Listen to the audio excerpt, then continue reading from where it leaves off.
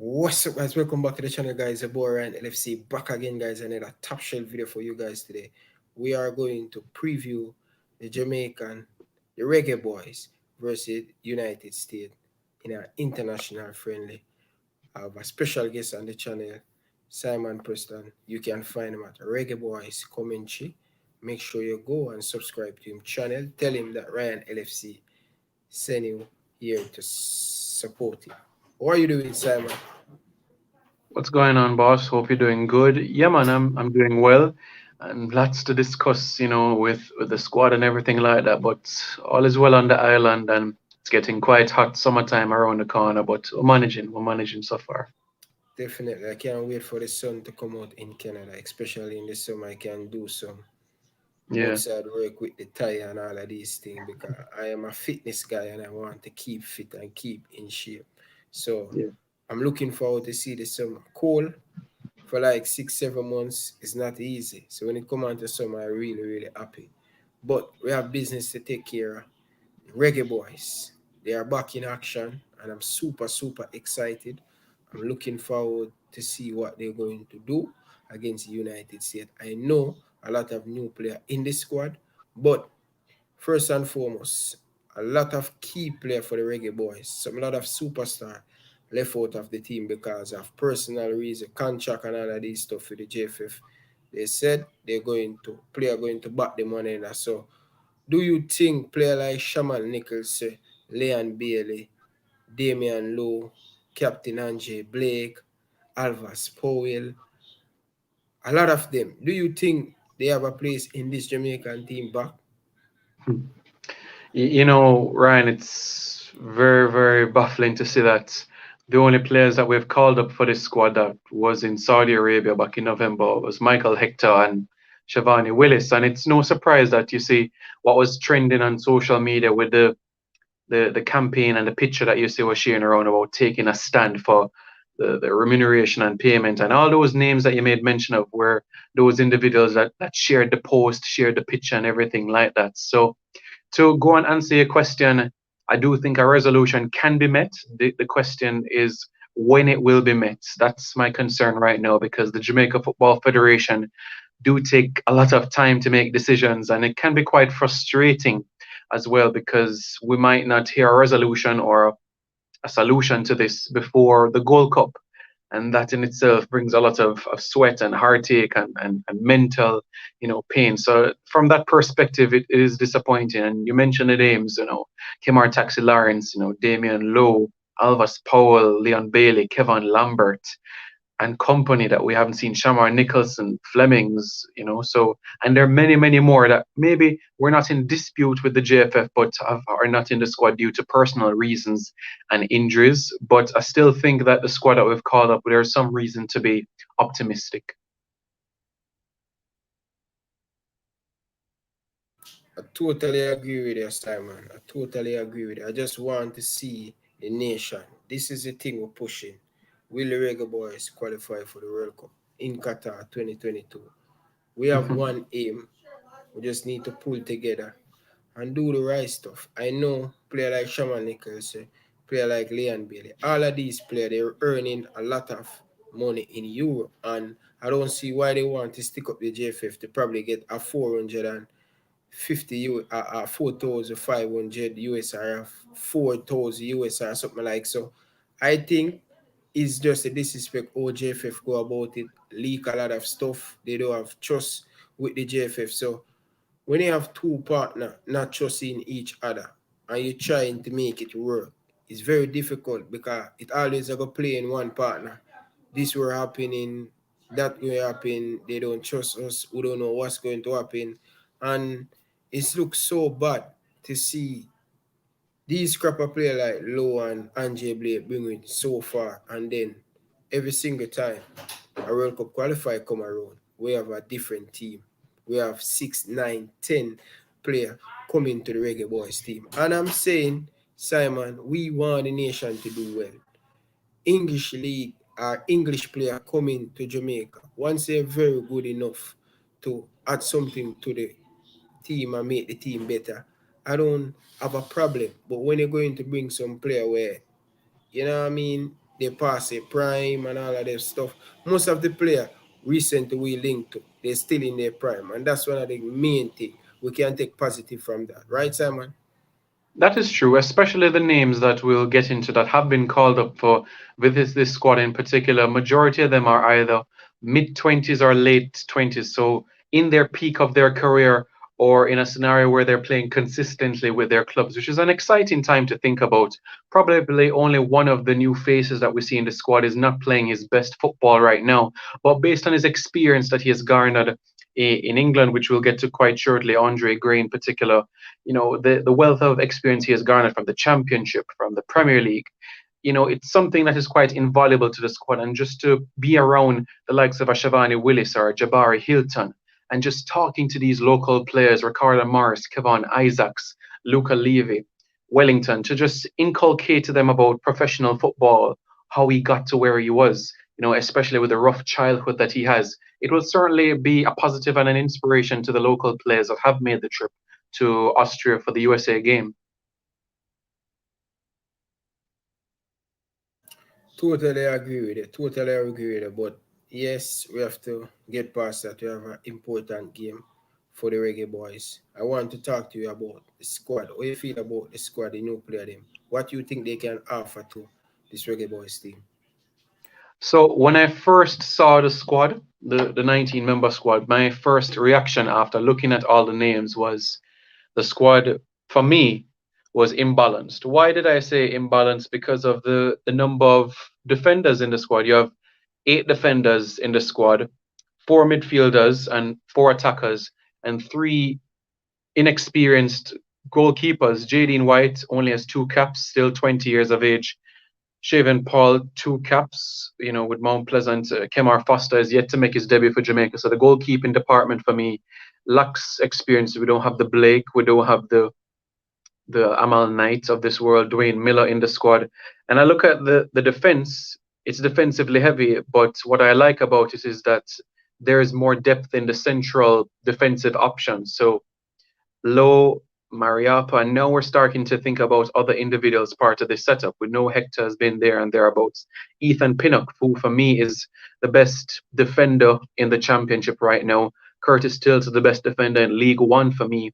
Wes Harding, who's a bit of a versatile sort of player. Amari Bell, quick left back. So I like the new faces in terms of defensive options, and I think based on how we're going to set up, it looks like we might have a 5 at the back or a 4 at the back, depending on how things set up. But my main concern was the lack of depth in the attacking and the midfield options. Those are my main concerns. I'm happy with the new faces for the defense, but for the midfield and forward options, for me, it's quite a concern, especially when you're looking at the individuals. 3 of the 4 midfielders we have in the squad haven't kicked a ball since March last year. That's Morris, Isaacs, and also Luca Levy. Omar Holness is the only midfielder we have that has played consistently, even in this period during the pandemic. And then you look at the options up top: Andre Gray, Jamal Lowe. Yeah, they've played, but the likes of Willis and Hilton, they haven't played much. So for me, those were my concerns from the midfield going to the attack. Yeah, and we see a lot of local based player in the squad. Yet that surprised to me because when I look at the Jamaican Premier League, we're willing to give the local player a lot of opportunity. Once they're good enough, Jadine White is a very good goalkeeper. Been there and done that for the Jamaica under 20 team. So he has been have a little bit of success with when it comes on to the Jamaican national team. So but he make him debut against Colombia. So this is going to be a very big game for him. So for me, why have 8 local players and no Premier League has been playing for the last 12 months? Yeah, it's head scratching. I know it's quite difficult to understand. What can be said is that there is some consistency in terms of when the JFF has local camps. These are the sort of names that we see time after time in terms of the months prior to the recent camp that was cancelled. These names have been part of camps privately and also publicly as well. So they have been getting ready and getting sharp. So these players have been together. But as you know, training and playing competitively are 2 different things. So that is my major concern. And when we get to talk about how the team should line up for the game and all of that, I honestly wouldn't have more than 2 local players in the in the starting 11, which we'll get to quite shortly. But I mean, as it relates to the local players as a whole, it's shocking. I think the reason why you might see so many is because of the overseas based players that might have pulled out, or overseas based players that were unavailable, because you still have some clubs that are unwilling to let go their players, because when they come back to their country they have to quarantine for 2 weeks, and that might mean missing 3 or 4 games, and that could mean a club like Charleroi, where Shamar Nichols is playing, misses out on UEFA Champions League football next season. So I can understand right now for this friendly where some European clubs are unwilling to let go their players. But when the Gold Cup comes around and there's no club football, we're going to need our best players on show. We need to win that tournament. Definitely, and we have a great chance to win that tournament. We have some very good player. Andre Gray, I'm really, really happy to see this guy going to play for the Reggae Boys. I think he's a quality player. A lot of people didn't know this. He's the most expensive player that going to ever to put on the Reggae Boys shirt. He go for 22 million pound or something like so from Burnley to Yeah. Watford. So that's a great achievement, and I'm super proud for him. He have 25 tattoo, so he's a very big guy, bulky guy, and Yeah. let's hope he can put some ball in the back of the net for the Jamaican national team. But what you looking for, Simon, in this game? What you expecting? You expecting win? You Yeah. expecting lose? Or you expect to see what system Theodore Whitmore play, what style of football he play? Look, we go into every game, with a hope and expectation to win. That is what we want. We never want to see the team that we support lose. We never want to see that at all. Never at all.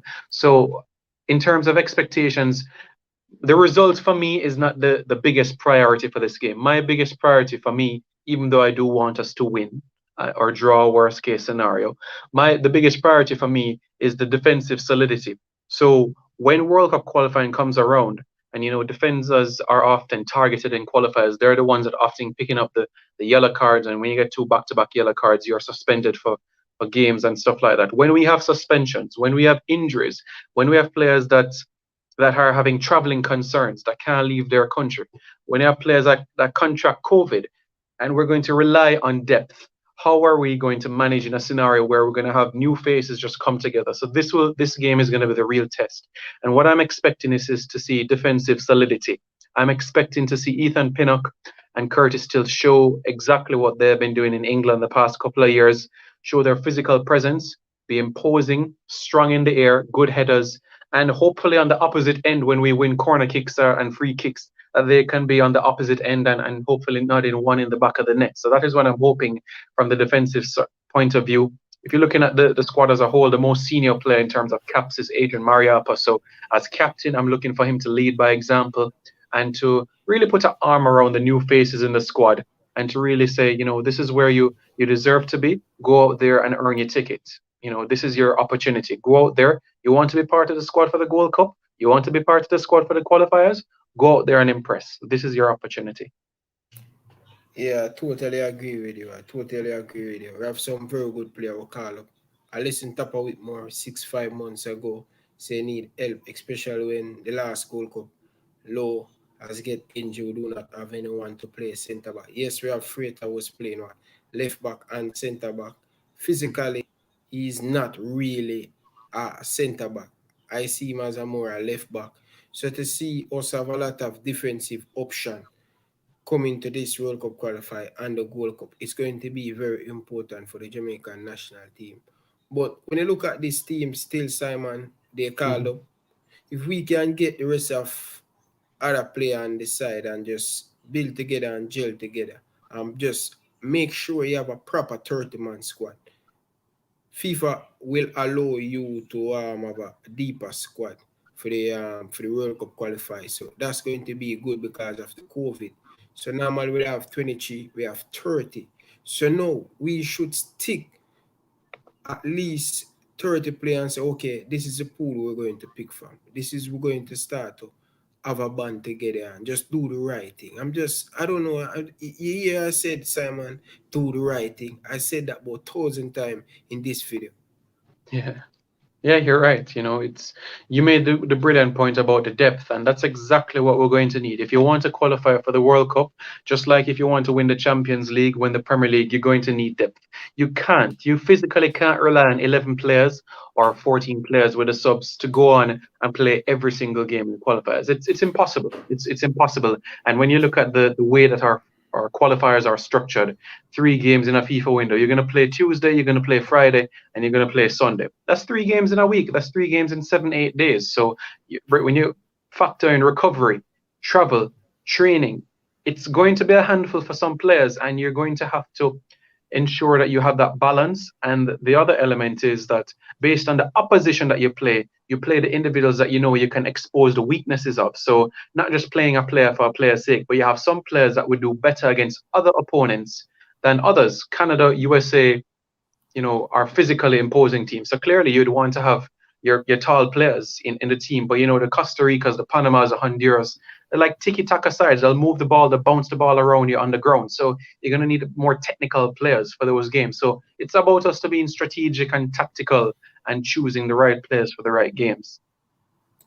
Definitely, I totally agree with you. But as I said, things looking good on the Jamaican side, on the outside, but on the inside, we have a lot of problem, and we just need everything to just sort out, and we just move in the right direction. But what you feel about the US team? You see the US side they call up. What do you think about it?